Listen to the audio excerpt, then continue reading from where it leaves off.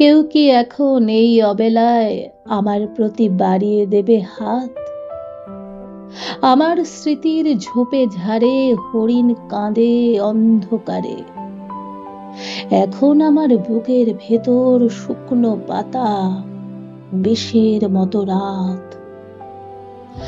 দ্বিধান্বিত দাঁড়িয়ে আছি একটি সাঁকোর কাছাকাছি।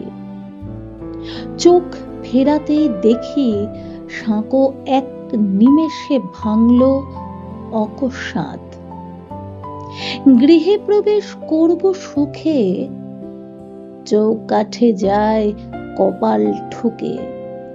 বাইরে থাকি নত মুখে, নেকড়েগুলো দেখায় তীক্ষ্ণ দাঁত। অপরাহ্নে ভালোবাসা, চক্ষে নিয়ে গহন ভাষা, গান শোনালো সর্বনাশা। এই কি তবে মোহন অপঘাত?